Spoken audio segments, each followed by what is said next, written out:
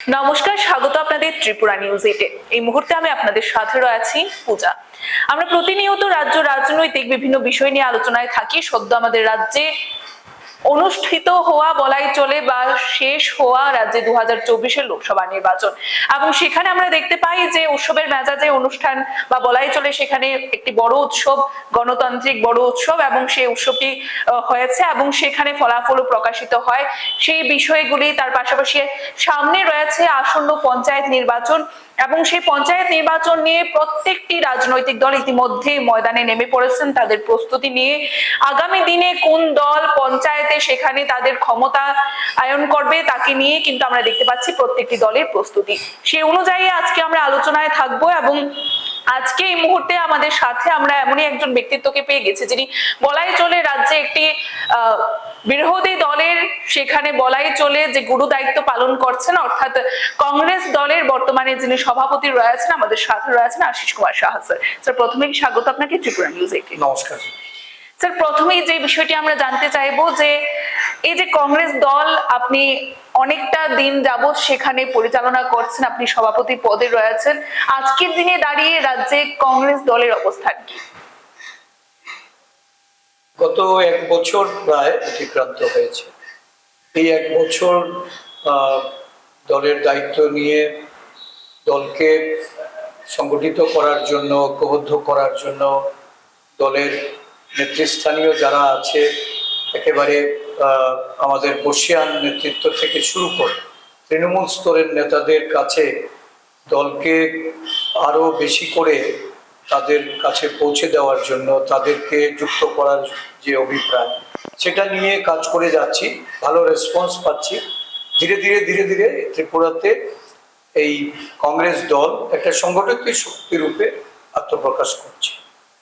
Sir, panchayat নির্বাচন সামনে রয়েছে এবং রাজ্যে বলাই চলে এই লোকসভা নির্বাচন সমাপ্ত হওয়ার পর কংগ্রেস দলকে আমরা পঞ্চায়েত নির্বাচন নিয়ে সর্বপ্রথম ময়দানে নামতে দেখেছি, নানান রণকৌশল করতে আপনাদের দেখেছি। সর্বপ্রথম সভা আপনারাই সংগঠিত করেছেন। সেখানে দাঁড়িয়ে এই পঞ্চায়েত নির্বাচন নিয়ে ইতিমধ্যে কি কি রণকৌশল রয়েছে আমরা জানতে চাইব। ধারাবাহিক কর্মসূচির মধ্যে ভারতীয় জাতীয় কংগ্রেস বা আমাদের রাজ্য কংগ্রেসকে সংগঠিত করা এবং মানুষের যে সুবিধা অসুবিধা, মানুষের যে চাহিদা, এই চাহিদা পূরণে দলের দায়িত্ব কর্তব্য পালনে সমস্ত নেতৃবৃন্দকে আরো বেশি সক্রিয় ও নিষ্ঠাবান ভাবে এগিয়ে আসার যে প্রয়াস, এই প্রয়াস এটা আমরা জারি রেখেছি। একটা সময় ছিল যখন রাজ্যে উৎসবের মেজাজে এই ভোট সম্পন্ন হতো।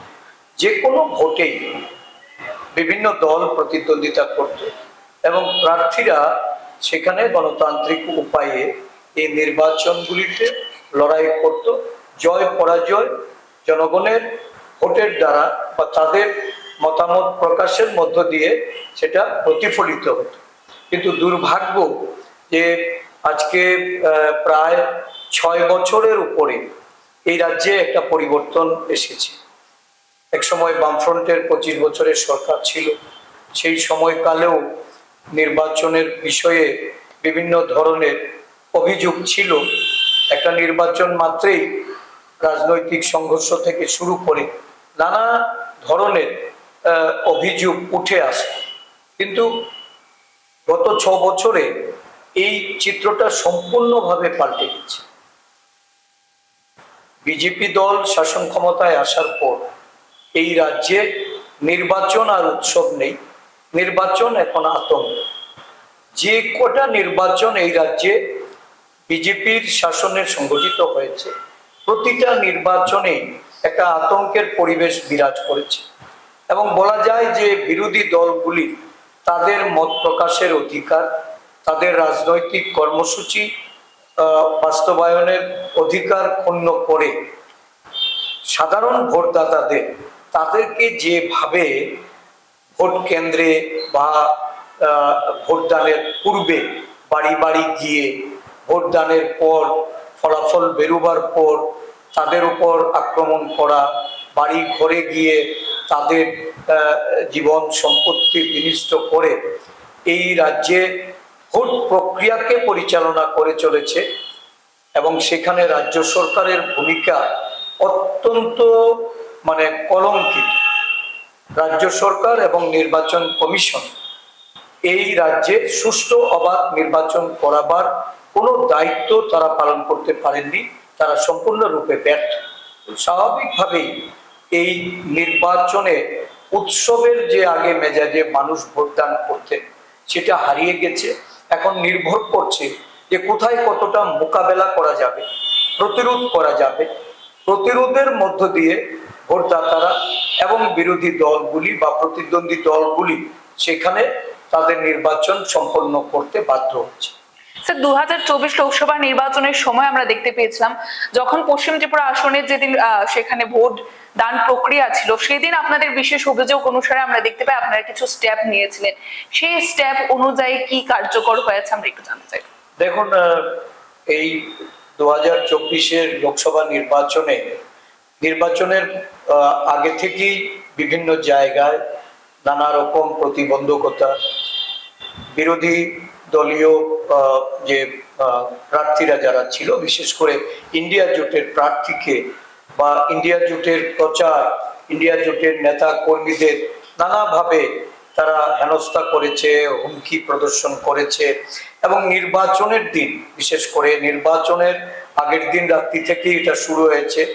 যারা সম্ভাব্য পোলিং এজেন্টদের তাদেরকে ভয়ভীতি প্রদর্শন করা, হুমকি প্রদর্শন করে তাদেরকে ভোট কেন্দ্রে যেতে বিরত থাকার জন্য তারা সেখানে হুমকি প্রদর্শন করেছেন। যারা ভোট কেন্দ্রে যেতে চেয়েছে তাদেরকে রাস্তার মধ্যে আটকে দেওয়া হয়েছে, মারধর করা হয়েছে। ভোট কেন্দ্রের ভেতরে যারা প্রবেশ করেছিলেন পোলিং এজেন্টরা দায়িত্ব পালন করার জন্য, তাদেরকেও নানাভাবে শারীরিক হেনস্থা থেকে শুরু করে তাদেরকে বের করে দেওয়া হয়েছে। প্রশাসন সেখানে কোনো ভূমিকা নিতে পারেনি, আরক্ষা প্রশাসন নীরব ছিল। প্রিসাইডিং অফিসার থেকে শুরু করে পোলিং অফিসারও দৃশ্যত তারা শুধুমাত্র সেখানে নীরব দর্শকের ভূমিকা পালন করেছে। তো স্বাভাবিকভাবেই প্রায় 1700 বুথে নির্বাচন, 1694টা বুথ ছিল। আমরা এই 1694টা বুথের মধ্যে 150 শতাধিক পোলিং এজেন্টকেও আমরা সেখানে বুথ কেন্দ্রের ভেতরে আমরা তাদেরকে বসতে দিতে পারিনি। অধিকাংশ ক্ষেত্রেই দেখা গেছে যে ভোটাররা ভোটদানে যখন সেখানে যাচ্ছিলেন, বাছাই করে বিরোধী দলের যারা চিহ্নিত ভোটার তাদেরকে মারধর করে সেখান থেকে ফিরিয়ে দেওয়া হয়েছে। অনেক বিষয় আমরা এআরওদের তাদের নজরে নিয়েছি এবং বাধ্য হয়ে বেলা 1টায় আমরা সিইওর সঙ্গে দেখা করি। সমস্ত ঘটনা তাকে তুলে ধরে এর একটা বিহিতের জন্য যে 3 টায়ার পঞ্চায়েত পুলিশি ব্যবস্থার কথা উনি আমাদের আশ্বাস দিয়েছিলেন এবং সর্বদলীয় মিটিংগুলিতেও এই বিষয় আমরা তুলেছিলাম। সেখানে পরিষ্কারভাবে বলেছেন যে ইলেকশন কমিশন কর্তৃক সুরক্ষার প্রয়োজনীয় পদক্ষেপ গ্রহণ করা হবে। কিন্তু এটা দুর্ভাগ্য হলো সত্যি যে 3 টায়ার পঞ্চায়েত ব্যবস্থা তারা করেননি। আমরা যখন জানতে চাইলাম, সিইও বলেছেন যে পুলিশি যে তাদের অপ্রতুলতা তার জন্য করতে পারেনি।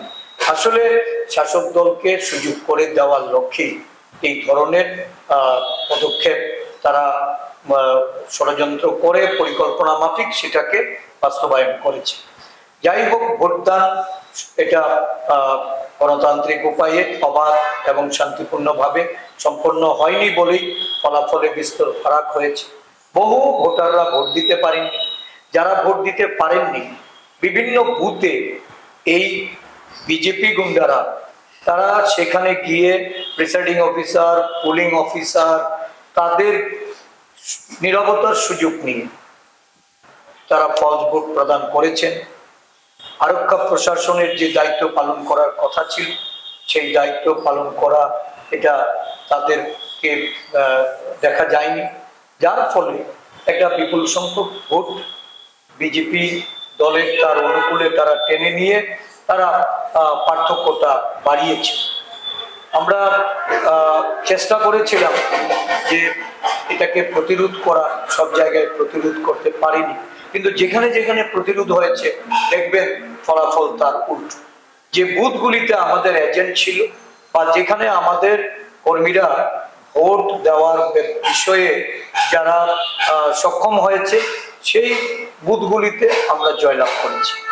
ন্যাচারালি সারা রাজ্যে, আমি পশ্চিম ত্রিপুরা, পূর্ব ত্রিপুরা দুটি আসনের কথাই বলছি, ইন্ডিয়া জোটের পক্ষে ব্যাপকভাবে ভোট প্রদানের জন্য মানুষ তৈরি হয়েছিল, কিন্তু এই ভোটকে তারা প্রশ্নাত্মক ভোটে রূপান্তরিত করে, ক্ষমতার অপব্যবহার করে, আরক্ষা প্রশাসনকে তারা এখানে নীরব ভূমিকা পালন করতে বাধ্য করে এই ভোট সম্পন্ন করার পরিপ্রেক্ষিতেই ফলাফলটা আজকে আশানুরূপ হয়নি। তবে আমি আমাদের যারা ভোটাররা, যারা এই রাজ্যের অনেক ভোটার, তারা শারীরিক নির্যাতনের পরেও ভোটদান কেন্দ্রে গেছেন, ভোট দিয়েছেন, আমি অবশ্যই ধন্যবাদ জানাবো সেই সমস্ত ভোটারদের।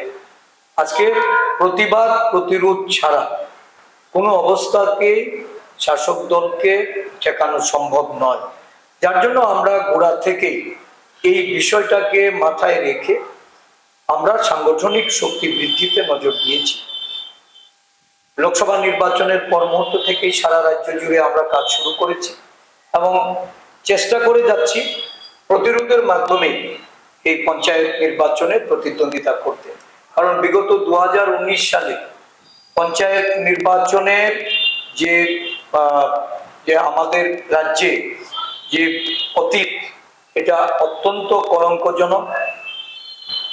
অগণতান্ত্রিকভাবে 86% আসনে বিনা প্রতিদ্বন্দ্বিতায় জয়লাভ করে পঞ্চায়েতগুলিকে আজকে দুর্নীতির আখড়ায় পরিণত করেছে এবং পঞ্চায়েতে পঞ্চায়েতে আজকে কেন্দ্রীয় প্রকল্প থেকে শুরু করে রেগা প্রকল্পের কাজ, শ্রমিকদের তাদের রেগার কাজে নিযুক্তি করা, তাদের মজুরি, সমস্ত বিষয় নিয়ে আজকে মানুষের মধ্যে একটা বড় ধরনের ক্ষোভের সঞ্চার হয়েছে।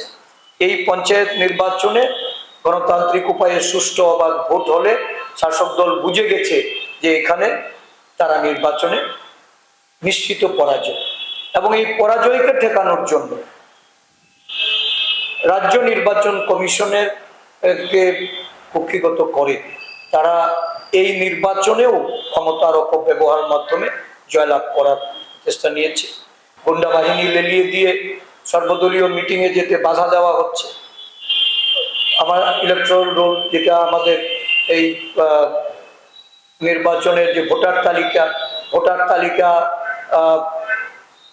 বিডিও অফিস থেকে যখন আমাদের দলীয় নেতৃত্ব সেখানে গেছেন, আনতে গেছেন, তাদেরকে বাধা দেওয়া হয়েছে, তাদেরকে ভয়ভীতি প্রদর্শন করা হয়েছে। কোথাও কোথাও মিটিং থেকে বেরিয়ে আসার পথে মারধর করা হচ্ছে। সমস্ত জায়গায় এজাহার করা সত্ত্বেও পুলিশ কোনো পদক্ষেপ নিচ্ছে না। এটা অত্যন্ত আশ্চর্যের বিষয় যে একটার পর একটা নির্বাচনে এখনো অগণতান্ত্রিক ঘটনা ঘটলেও আরক্ষা প্রশাসনের কোনো সঠিক ভূমিকা তারা পালন করছেন না। আমরা এই নিয়ে আমরা পঞ্চায়েত নির্বাচনের পূর্বেই আরক্ষা কর্তৃপক্ষের সঙ্গে আমরা দেখা করব এবং এই নির্বাচন অবাধ সুষ্ঠু করার জন্য আমরা সাহায্য তাদের কাছ থেকে প্রত্যাশা করি।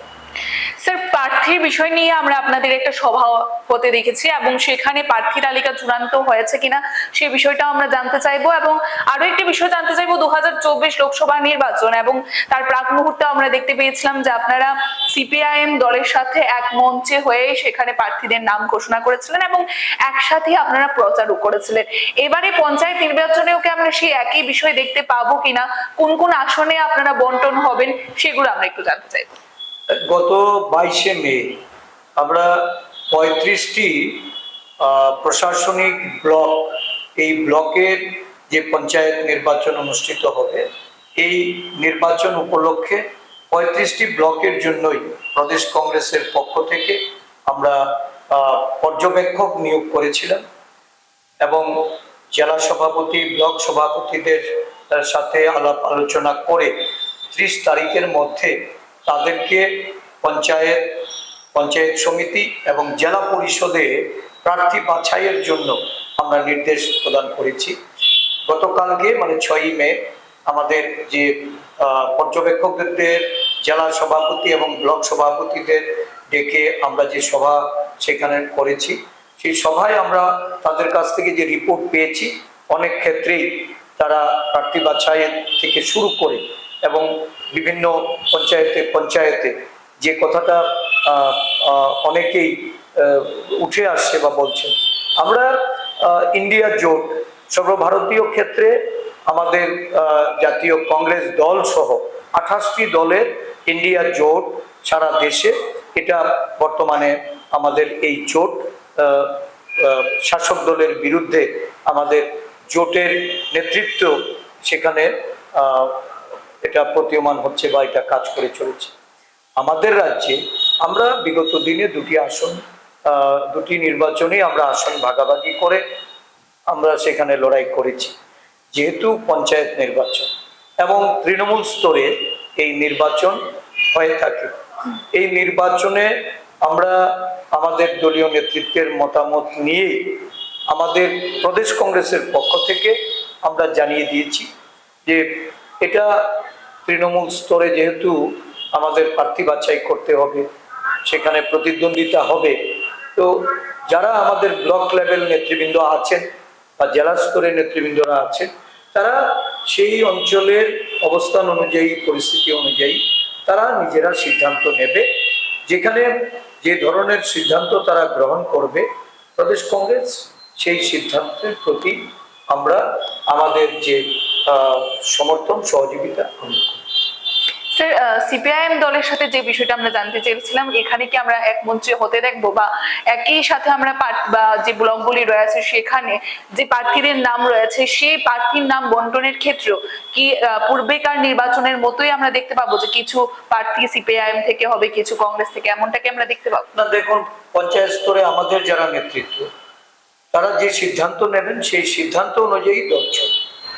কংগ্রেস প্রদেশ কংগ্রেসের পক্ষ থেকে আমরা বারংবার আমাদের দলীয় নেতৃত্বকে আমরা বলে দিয়েছিলাম যে আপনারা প্রার্থী বাছাইয়ের কাজটা সম্পন্ন করুন। প্রার্থী বাছাইয়ের ক্ষেত্রে আমাদের দলীয় প্রার্থীকে অগ্রাধিকারের কথা মাথায় রেখে আপনারা এগিয়ে যাবেন। আমরা আশা করি পঞ্চায়েত স্তরে কংগ্রেস দল একটা ভালো শক্তি নিয়ে লড়াই করতে সক্ষম হবে। এমনিতে দলীয় নেতৃত্ব অর্থাৎ সিপিআইএম দলের যারা নেতৃত্বরা রয়েছেন তাদের সাথে এই পঞ্চায়েত নির্বাচন নিয়ে আপনাদের কোনো কথোপকথন হয়েছে? রাজ্য স্তরীয় কোনো বৈঠক বা কোনো আলোচনায় আমরা যাইনি। তবে যেহেতু ইন্ডিয়া জোট সারা দেশব্যাপী, আমরা গণতন্ত্রকে শক্তিশালী করার জন্য সংবিধানকে যাতে কোনোভাবেই আচরণ না আসে বা এটাকে সংবিধানকে তার অবিচল রাখার জন্য আমরা সর্বভারতীয় ক্ষেত্রে আমাদের যে সিদ্ধান্ত, সেই সিদ্ধান্তে আমরা থাকব। আমাদের যা কেন্দ্রীয় নেতৃত্বরা যেভাবে পরিচালনা করবেন তার সাথে আমরা সহমতের ভিত্তিতেই কাজ করব। পঞ্চায়েত স্তরে আমাদের দলীয় যে আমাদের নেতা কর্মীরা আছেন তারা মিলেমিশে সিদ্ধান্ত নেবেন, সেই সিদ্ধান্ততেই আমরা সিলমোহর।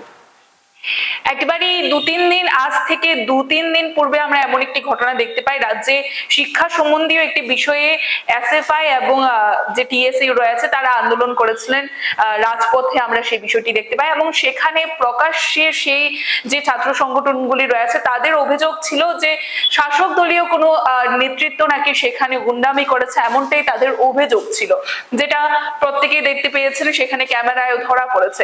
আমরা একটু জানতে চাইবো যে এই বিষয়টি কিভাবে দেখছেন, শিক্ষা সম্বন্ধীয় ক্ষেত্রে, শিক্ষার ক্ষেত্রে এই ধরনের পরিস্থিতি রাজ্যের বুকে সৃষ্টি হওয়া কতটুকু যুক্তিযুক্ত?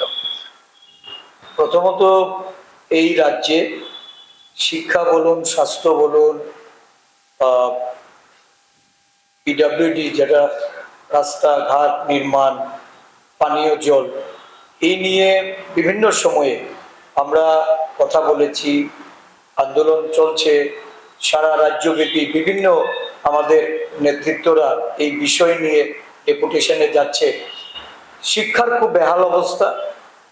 গত কয়েকদিন আগে আমি মাননীয় মুখ্যমন্ত্রীকে একটা আহ, আহ, সিদ্ধান্তের পরিপ্রেক্ষিতে আমি এটা পুনর্বিবেচনার জন্য ওনার কাছে চিঠি পাঠিয়েছি। সারা রাজ্যে বিভিন্ন জেলায় কতগুলি স্কুল বন্ধ করে দিয়ে সেগুলিকে মার্জারের মাধ্যমে সংখ্যাটা কমিয়ে নিয়ে আসা, এবং তার পরিপ্রেক্ষিতে যে শিক্ষাক্ষেত্রে যে একটা দুরবস্থা তৈরি হবে, ড্রপ আউটের সংখ্যা বাড়বে, আমাদের অভিভাবকরা তাদের মানে সন্তান সন্ততি ছাত্রছাত্রীদের নিয়ে যে অসুবিধার সম্মুখীন হচ্ছেন, সেই বিষয়গুলির সামনে রেখে আমি মাননীয় শিক্ষামন্ত্রী তথা রাজ্যের মুখ্যমন্ত্রীকে আমি একটা পত্র লিখেছিলাম। এবং বিদ্যাজ্যোতির যে ফলাফল, বিদ্যাজ্যোতি আজকে এই রাজ্যের এটা সম্পূর্ণভাবে এটা বিফলতা, এবং শিক্ষক শিক্ষিকা থেকে শুরু করে অভিভাবকদের মধ্যে একটা উদ্বেগের সৃষ্টি হয়েছে এই বিদ্যাজ্যোতিকে কেন্দ্র করে। এইগুলি নিরসনের জন্য আমি ওনার কাছে আমি আবেদন জানিয়েছি। এখন অবধি এর কোনো জবাব পাইনি। জানি না এই বিষয়ে কি চিন্তা ভাবনা করছেন। তবে আমার দৃষ্টিতে শিক্ষা ব্যবস্থা সম্পূর্ণভাবে বিপর্যস্ত। একজন শিক্ষামন্ত্রী এককভাবে দায়িত্ব নিয়ে শিক্ষা দপ্তরটাকে পরিচালনা করলে এটা এই রাজ্যে, কারণ এর আগেও একজন শিক্ষামন্ত্রী ছিলেন, মূলত বা বিগত শিক্ষামন্ত্রীর সময়কালেই রাজ্যের শিক্ষা ব্যবস্থা ধীরে ধীরে এটা বিপর্যস্ত হয়েছে, পঙ্গু হয়েছে, এবং দুর্নীতির কারণে এই রাজ্যে এক প্রকল্পের পর প্রকল্প তৈরি হয়েছে। এই প্রকল্প বাস্তবায়নে কোনো ধরনের কোনো আউটকাম নেই, কোনো ফলাফল রাজ্যবাসী দেখেনি, বরঞ্চ শিক্ষা ব্যবস্থাটাকে বিপর্যস্ত করে তুলেছে। তো স্বাভাবিকভাবেই এখানে একজন পূর্ণাঙ্গ শিক্ষামন্ত্রীর যেমন প্রয়োজন আছে, সাথে সাথে শিক্ষা ব্যবস্থা এটা আজকে সকলেই দেখছে। বিরোধী দলের ভূমিকা কি? বিরোধী দল এই বিষয়ে সরকারকে সজাগ করবে, সরকারের বিভিন্ন প্রতিষ্ঠানে বিরোধী দলের বক্তব্য তুলে ধরবে, গণতান্ত্রিক উপায়ে এই কর্মসূচি করার ক্ষেত্রে আজকে শাসক দল ছিল, শাসক দলের বর্তমান শাসক দলের এটা চিরাচরিত, তাদের এটা একটা বলা যায় যে ঘটনা, যে যখনই বিরোধীরা কোনো ধরনের আন্দোলন করে, বিরোধীরা কোনো কর্মসূচি নিয়ে প্রকাশ্যে প্রতিবাদ করে, সেই প্রতিবাদকে তারা মাসুল পাওয়ার দিয়ে দমিয়ে দিতে চায়। তারা ভয়ভীতি প্রদর্শন করে এবং গুন্ডাবাজি করে তারা সেটাকে সেই আন্দোলনকে তারা দমিয়ে দিতে চায়। তো সেখানে প্রতিরোধ হয়েছে, আমি খবরের কাগজে দেখেছি। যারাই এই অপচেষ্টা করেছে তাদের বিরুদ্ধে ছাত্র সমাজ গর্জে উঠেছে, এবং কংগ্রেস দলের আমাদের যুব এবং ছাত্র নেতারা তারা বিভিন্ন সময়ে এই বিষয়গুলি নিয়ে তারা আন্দোলন সংগঠিত করে চলেছে। আমি যতদূর জানতে পেরেছি যে আমাদের দলীয় ছাত্র যুব সংগঠনের পক্ষ থেকেও আগামী কিছুদিনের মধ্যেই তারা একটা কর্মসূচি হাতে নিয়েছে, এবং এই কর্মসূচি নিয়ে তারা ব্যাপক গণ আন্দোলন গড়ে তুলবে ছাত্র সমাজের স্বার্থে। এই রাজ্যের ছাত্র, অভিভাবক, শিক্ষক সকলের তাদের সহযোগিতা নিয়ে এই রাজ্যে শিক্ষা ব্যবস্থার এই যে বিপর্যস্ত অবস্থা, এর থেকে উত্তরণের জন্য তারা একটা ভূমিকা পালন করবে। এই ভূমিকায় আমি সমস্ত শিক্ষক সমাজ, সমস্ত অভিভাবক মণ্ডলীকে আমি আহ্বান রাখছি এগিয়ে এসে এই প্রতিবাদে সামিল হওয়ার জন্য। স্যার, তিপ্রাসাদের যে একটা ডিমান্ড আমরা বহু দিন যাবত দেখে আসছি, তাকে নানান ভাবে ঠকানো হচ্ছে। বলাই চলে রাজ্যে বর্তমানে যে শাসক দল রয়েছেন বা রাজ্য সরকার বলছেন যে তিপ্রাসাদের সমস্ত কিছু ডিমান্ড তারা পরিপূরণ করছেন বা তাদের উন্নয়নের স্বার্থে তারা কাজ করছেন, তবেও তারপরেও আমরা দেখতে পাচ্ছি তিপ্রাসারা তাদের অস্তিত্বের সংকটে ভুগছে এবং তাকে কেন্দ্র করেই তাদের যে গ্রেটার তিপ্রাল্যান্ড বা তিপ্রাল্যান্ডের দাবি।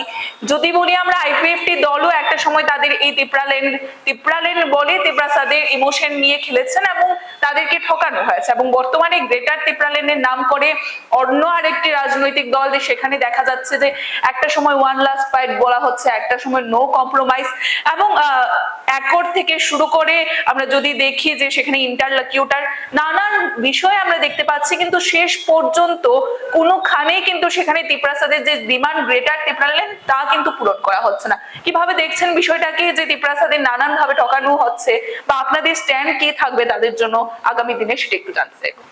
দেখুন, আমরা গোড়া থেকেই বলছি যে আদিবাসীদের নিয়ে কোনো ইমোশনাল পলিটিক্স এটা ঠিক হচ্ছে না। বারংবার আমরা আদিবাসী সমাজের মানুষের কাছে এই বার্তা পৌঁছানোর চেষ্টা করেছি। এই রাজ্যে আদিবাসীদের স্বার্থে, আদিবাসীদের অধিকারের জন্য, আদিবাসীদের ক্ষমতায়নের জন্য ভারতীয় জাতীয় কংগ্রেস বা তার সরকার, তারাই বিগত দিনেও আমাদের সরকার আদিবাসীদের স্বার্থে কাজ করেছে। আগামী দিনেও বা ভবিষ্যতেও আমরা আদিবাসীদের তাদের অধিকার রক্ষার্থে, তাদের ক্ষমতায়নের জন্য আমাদের সুনির্দিষ্ট পদক্ষেপও আমরা নিতে যাচ্ছি।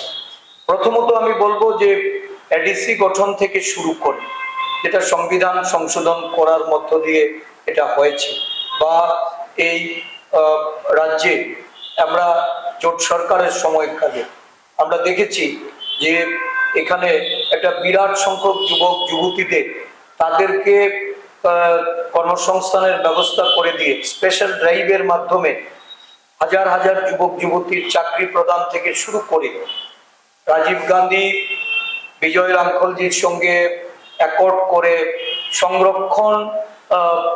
সংরক্ষিত আসন সংখ্যা বৃদ্ধি করে, এবং বনের পাট্টার জন্য যারা বনবাসী তাদের বনের পাট্টার জন্য বনাধিকার আইন তৈরি করে ভারতবর্ষের জাতীয় কংগ্রেস সরকার এই রাজ্যের আদিবাসী সমাজ সহ ভারতবর্ষের সমস্ত আদিবাসীদের স্বার্থে কাজ করে চলেছে। বর্তমানেও আমাদের জননায়ক প্রিয় নেতা রাহুল গান্ধীজি আদিবাসীদের ন্যায়ের ব্যাপারে উনি আন্তরিকভাবে ন্যায়যাত্রা করে তাদের অধিকার প্রতিষ্ঠার জন্য দেশের আদিবাসী সমাজকে উনি সহযোগিতার আহ্বান রেখেছেন, তাদের সমর্থন চাইছেন। এবং আমরা বিশ্বাস করি কংগ্রেস দলই একমাত্র দল যারা আদিবাসীদের জন্য কাজ করবে, আদিবাসীদের স্বার্থে এই সরকারি যে সুযোগ সুবিধাগুলি সেগুলি প্রদান করতে সমর্থ হবে। বিভিন্ন সময়ে যারাই দাবি করছেন যে আদিবাসীদের স্বার্থে কাজ করছেন, আদিবাসীদের স্বার্থে দাবি দাওয়া নিয়ে লড়াই করছেন, আসলে এই রাজ্যের আদিবাসী সমাজ দেখছে একের পর এক তাদের সঙ্গে যে ধরনের বিমাতৃসুলভ আচরণ বা ধোঁকাদারি হচ্ছে, যেভাবে শুধু ক্ষমতা ভোগ করার জন্য আদিবাসীদের তাদের ইমোশনকে কাজে লাগায় যারা ব্যক্তিগতভাবে লাভবান হওয়ার প্রচেষ্টা নিয়েছেন, একদিন সত্যিই আমি বিলিভ করি, কারণ অনেক আদিবাসী নেতৃত্ব আজকে জাতীয় কংগ্রেসের সঙ্গে জুড়ছে, জাতীয় কংগ্রেসের কর্মসূচিতে তারা অংশগ্রহণ করার জন্য আমাদের সঙ্গে যোগাযোগ করছেন, এবং দেখবেন কিছুদিনের মধ্যেই একটা বিরাট সংখ্যক বুদ্ধিজীবী আদিবাসী নেতৃত্ব কংগ্রেস দলে তারা যোগদান করছেন, বিভিন্ন দল ছেড়ে। তো আমরা এই বিষয়ে বলবো যে আদিবাসীরা যেন বিভ্রান্ত না হন, তারা যেন হতাশ না হন। আগামী দিন জাতীয় কংগ্রেস সারা দেশব্যাপী যেমন আদিবাসীদের স্বার্থে কথা বলছে, এবং আমাদের রাজ্যেও আমরা আদিবাসীদের স্বার্থ নিয়ে আন্দোলন করব। তাদের অধিকার ক্ষমতায়নের প্রশ্নে আমাদের দল তাদেরকে নিয়ে এই রাজ্যে বৃহত্তর স্বার্থে রাজ্যের ঐক্য, শান্তি, সম্প্রীতি বজায় রেখে আমরা যেন আদিবাসী সমাজের জীবন মান উন্নয়নের কাজ করতে পারি, সেই লক্ষ্যে আমরা এগিয়ে যাব। স্যার, আমরা ইতিমধ্যে দেখতে পেয়েছি বিভিন্ন যে বক্তব্য রয়েছে বা প্রেস মিট বা সাংবাদিক সম্মেলনই বলি না কেন, সেখানে বিভিন্ন সময় আমরা বলতে দেখি যে শাসক দলের নেতৃত্বরা বলেন যে আপনাদের নাকি বর্তমানে তারা বিরোধী দল বলে মনেই করে না, আপনাদের রাজ্যে কোনো ধরনের অস্তিত্ব নেই। আপনি অর্থাৎ কংগ্রেস দলের যিনি প্রেসিডেন্ট রয়েছেন, আপনি এবং সুদীপ রায় বর্মন অর্থাৎ বিধায়ক সুদীপ রায় বর্মন, আপনারা না থাকলে কংগ্রেস দল নাকি কিছুই থাকবে না, এমনটাই তাদের বক্তব্য থাকে। এই বক্তব্যের পরিপ্রেক্ষিতে কি বলবেন? না দেখুন, কে কি বললো জানি না। এক সময় দেখেছি নরেন্দ্র মোদীজিকে, রাহুল গান্ধীকে নিয়ে উনি নানা ধরনের মানে বলা যায় যে উপহাস করতেন বা এটা হেলাফেলা করতেন। আজকে রেজাল্টটা দেখতে পাচ্ছে। আজকে যে রাহুল গান্ধীকে তারা অবমাননা করেছে, যে রাহুল গান্ধীর প্রতি তারা বিভিন্ন সময়ে কটূক্তি করেছে, আজকে এই রাহুল গান্ধী দেশের মানুষের অন্তরে, দেশের জননায়ক, দেশের মানুষ আজকে রাহুল গান্ধীর প্রতি আস্থা রেখে এই নির্বাচনে একটা বিরাট অংশের মানুষ ভোট দিয়েছে। নির্বাচন কমিশন, বিভিন্ন স্বাধীন সংস্থাগুলি, সিবিআই, ইডি, আইটি থেকে শুরু করে তাদের অপব্যবহার করে, তারপর অর্থ বলে যারা বলিয়ান হয়ে এই যে ইলেকট্রাল বন্ডের যে বিপুল পরিমাণ অর্থ, সেই অর্থ নির্বাচনী কাজে ব্যবহার করে বিরোধী দলের ফান্ড যারা অন্যায়ভাবে সিল করে দিয়ে আর্থিকভাবে যারা অসঙ্গতির দিকে বিরোধী দলকে ঠেলে দিয়ে আজকে যে ফলাফল দাঁড়িয়েছে, নরেন্দ্র মোদীজি বুঝে গেছেন যে ভারতীয় জনতা পার্টি এই যে বেহাল দশা, ভারতবর্ষের মানুষ তাদের যে প্রত্যাখ্যান করছেন, আমাদের রাজ্যেও তো এর ব্যতিক্রম নয়। আমাদের রাজ্যেও মানুষ ফুঁসছে, মানুষ খুবই এই সরকারের বিরুদ্ধাচরণ করতে চাইছে, কিন্তু ভয়, ভীতি, সন্ত্রাসের মাধ্যমে জনমতকে তারা যেভাবে দাবিয়ে রেখেছে, তবে এটা বেশি দিন উপেক্ষা করা যাবে না। এই ধরনের কটূক্তি, এই ধরনের অশালীন যে কথাবার্তা, এগুলিরও মানুষ জবাব দেবে। আমরা মানুষের কাছেই যাব, মানুষের মাধ্যমেই জনগণের এই আমাদের মূল ভরসা, জনগণই এর প্রকৃত জবাব আগামী দিন তাদেরকে দেবে। স্যার, এমনিতে শাসক দলের নেতৃত্বদেরই বলা আরো একটি বক্তব্য রয়েছে, তাই তারা বলছেন যে বিরোধীরা বলছেন রাজ্যে গণতন্ত্র নেই। যদি রাজ্যে গণতন্ত্র না থাকে, তবে আজকের দিনে যেভাবে শাসক দলের বিরুদ্ধে আপনারা গর্জে উঠতে পারছেন, তা নাকি পূর্বে অর্থাৎ সিপিআইএম আমলে তাও নাকি আপনারা করতে পারতেন না। সেই প্রশ্নটা আপনাদের জিজ্ঞাসা করার জন্য বলছে যে আগেকার সময়ে কি আপনারা এইভাবে আন্দোলন করতে পারতেন বা এভাবে স্টেপ গ্রহণ করতে পারতেন যা বর্তমানে করতে পারছেন? দেখুন, বিজেপি দল এটাকে আমি এই রাজ্যে একটা রাজনৈতিক দল হিসাবে আমি মনে করি না। আর ওদের নেতৃত্বরা কি বললো, কে কি পরিসংখ্যান দিচ্ছে, কার কি ব্যাখ্যা, কারণ আমি যতটা জানি যে বর্তমান বিজেপি দল, এই দল পরিচালনা করছে তদানীন্তন কমিউনিস্ট পার্টি থেকে বেরিয়ে কিছু লোক সেখানে গিয়ে নেতৃত্বের আসনে বসেছে। তো স্বাভাবিকভাবেই একটা জগাখিচুড়ি দল, এর কোন নেতৃত্ব কি বলছে এগুলি নিয়ে বেশি কথা বলাটা আমার মনে হয় এটা রাজনৈতিক বিনয়ের পরিচয় হবে না। ওরা অরাজনৈতিক মনোভাব নিয়ে কাজ করে। এই রাজ্যে বিগত 6 বছরে গণতন্ত্রের ছিটাফোঁটাও নেই। আমরা যাই করছি আমরা প্রতিরোধ গড়ে তুলে এবং আমাদের দলীয় সাংগঠনিক শক্তির উপর নির্ভর করে আমরা করছি, এবং এটা আগামী দিন আরো তীব্র হবে। সারা দেশের বেহাল অবস্থা, এই রাজ্যের শাসক দলের যারা তৃণমূল স্তরে আছেন তারা বুঝে ধীরে ধীরে তারা এখন অবস্থার পরিবর্তন করছে। অনেকেই আমাদের সঙ্গে যোগাযোগ রাখছেন, অনেকে আমাদের দলে ফিরে আসছেন, এবং আমরা প্রতিদিনই দেখছি ভারতীয় জনতা পার্টি থেকে কংগ্রেস দলে যোগদান করছে।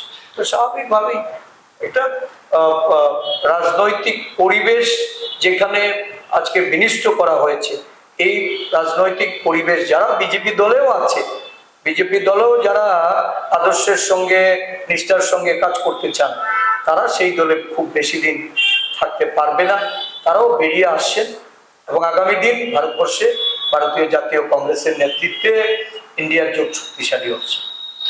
স্যার, আজকের দিনে আরো একটি বিষয় আমরা নজর জ্ঞাপন করতে চাইবো আপনার, সেখানে আমরা দেখতে পাই যে গত বছর আজকের দিনই রথযাত্রার দিনে একটি বলাই চলে এমন একটি দুর্ঘটনা, বিভৎস দুর্ঘটনা আমরা দেখতে পাই ঊনকোটি জেলার যে কুমারঘাটে যা রথযাত্রার দিন অনুষ্ঠিত হয়েছিল বা সংগঠিত হয়েছিল আমরা দেখতে পাই, এবং তাকে ঘিরে গোটা দেশবাসী তাদের সাক্ষী রয়েছেন। এবং আজকের দিনে সেই আবারও রথযাত্রা রয়েছে এবং তাকে নিয়ে এবারে কিন্তু রাজ্য সরকারের বিশেষভাবে নির্দেশিকা ছিল যাতে কোনো জায়গায় এ ধরনের পরিস্থিতি না দেখা যায় বা কঠোর পর্যবেক্ষণ যাতে করা হয় বা প্রশাসনিক যারা আধিকারিকরা রয়েছেন সেই বিষয়গুলো যাতে দেখেন। কিন্তু বা তারপরেও আমরা দেখছি যে কুমারঘাটের বেশ কিছু জায়গায় এবারও লোহার তৈরি রথ বানানো হয়েছে, যাকে ঘিরে সামাজিক মাধ্যমে সোশ্যাল মিডিয়া ইতিমধ্যেই তোড়পাড় রয়েছে। এবারও যদি এই ধরনের কোনো ঘটনা হয় তার জন্য দায়ী কে থাকবে? এই বিষয়টিকে কিভাবে দেখছেন যে প্রশাসনিক আধিকারিকদের এই ধরনের তৎপরতার পরেও, এমন একটা পরিস্থিতির সৃষ্টি হওয়ার পরেও এভাবে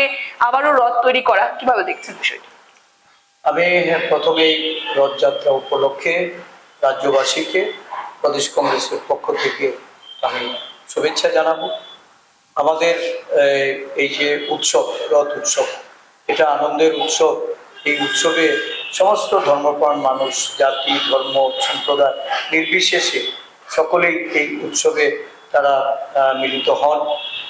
গত বছর এই দিনে যে এই উৎসবকে কেন্দ্র করে কুমারঘাটে রথযাত্রায় যারা নিহত হয়েছে তাদের প্রতি আমি সমবেদনা জ্ঞাপন করব, শ্রদ্ধা নিবেদন করব।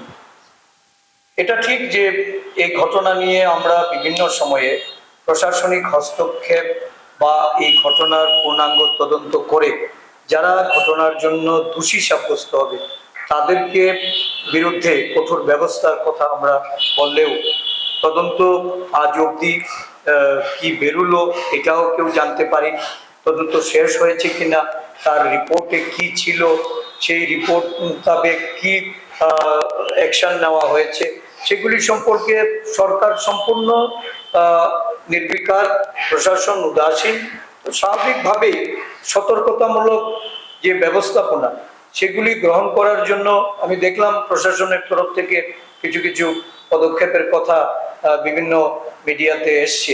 কিন্তু তারপরেও যদি প্রশাসনের গাফিলতির কারণে যদি কোনো এই ধরনের উৎসব কমিটি তারা যদি এই ধরনের কাজে লিপ্ত হয়, তাদের বিরুদ্ধে আইনানুগ ব্যবস্থা গ্রহণ করে এর থেকে মানে জীবন এবং সম্পত্তি রক্ষার্থে প্রশাসনকে কঠোর হওয়া অত্যন্ত প্রয়োজন এবং সেখানে সেই পদক্ষেপের মাধ্যমেই এটাকে তারা প্রতিহত করবে, এটাও আমি আশা করি। এই ত্রিস্তরীয় পঞ্চায়েত নির্বাচনে প্রার্থীদের নাম চূড়ান্ত করে কবে রাজ্যবাসীর সামনে তুলে ধরা হবে? নির্বাচন ঘোষণা হওয়ার সাথে সাথেই আমরা করব।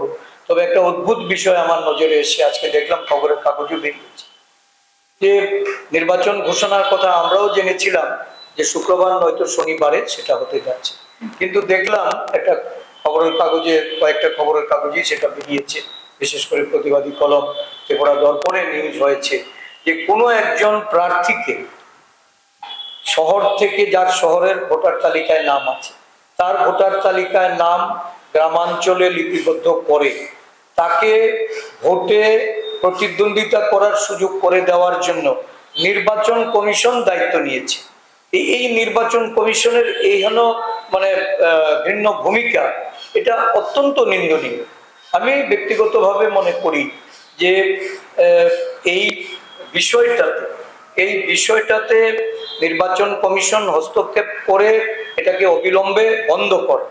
অনেক জায়গায় আমরা দেখেছি যে মার্চ মাসে একটা রোস্টার নোটিফিকেশন করে সমস্ত বিভিন্ন রাজনৈতিক দলকে সেটা প্রদান করা হয়েছে। এই মাসের 1 তারিখে আবার নতুনভাবে আরেকটা রোস্টার প্রক্রিয়া করে সেটা নোটিফিকেশন হয়েছে। শাসক দলীয় এই ধরনের যে চক্রান্তগুলি, নির্বাচন নিয়ে নির্বাচনকে শুরু থেকেই প্রহসনে পরিণত করার তাদের এই যে পদক্ষেপগুলি, এগুলিতে ইলেকশন কমিশন যদি তার নিরপেক্ষতা বজায় রাখতে না পারেন বা সেখানে যদি শাসক দলকে মদত দেওয়ার জন্য তারা যদি এইভাবে নির্বাচনকে প্রহসনে পরিণত করেন, তাহলে আমরা চুপ করে থাকবো না। আমরাও এই বিষয় নিয়ে আগামী দিন আমাদের দলের পক্ষ থেকে আমরা আন্দোলন সংগঠিত। একেবারেই আলোচনার শেষ মুহূর্তে আমরা রয়েছে স্যার, আপনার তরফ থেকে রাজ্যবাসীর উদ্দেশ্যে কি বার্তা রাখবেন? এই পঞ্চায়েত নির্বাচন অবাধ ও সুষ্ঠুভাবে সংগঠিত করার জন্য নির্বাচন কমিশনের প্রতি আমাদের দলের পক্ষ থেকে আমরা সব ধরনের উদ্যোগ আমরা নেব এবং সেখানে নির্বাচন কমিশন যেন সুষ্ঠুভাবে নির্বাচন পরিচালনা করেন তার জন্য সহযোগিতাও করব। প্রয়োজনে কমিশনের ভূমিকায় যদি কোথাও নির্বাচন যে নিরপেক্ষতা ব্যাহত হয় তাহলে সেই ক্ষেত্রেও আমরা চাপ তৈরি করব এবং সাধারণ ভোটারদের প্রতি আবেদন থাকবে, নির্ভয়ে বেরিয়ে আসুন, এই নির্বাচনে অংশগ্রহণ করুন এবং ভোটদান করুন। অসংখ্য ধন্যবাদ স্যার। আমরা এতক্ষণ পর্যন্ত রাজ্য রাজনৈতিক বিভিন্ন বিষয় নিয়ে আলোচনায় ছিলাম, যে বিষয়গুলোকে নিয়ে জনগণের মধ্যে নানান কোয়েরিজ ছিল সেগুলো আমরা সমাধান করার চেষ্টা করেছি কিছুটা, এবং আমাদের সাথে ছিলেন এতক্ষণ পর্যন্ত কংগ্রেস দলের বর্তমান যিনি সভাপতি রয়েছেন আশিস কুমার সাহা স্যার, এবং স্যারকে অসংখ্য ধন্যবাদ এই ব্যস্ততম সময় থেকে আমাদের সময় দেওয়ার জন্য। আমরা এখনকার মতো আমাদের এই একান্ত বিশেষ সাক্ষাৎকার আমরা এখানেই শেষ করছি। পরবর্তী বিভিন্ন আপডেট দেখতে অবশ্যই চোখ রাখবেন ত্রিপুরা নিউজ 8 এর পর্দায়। নমস্কার।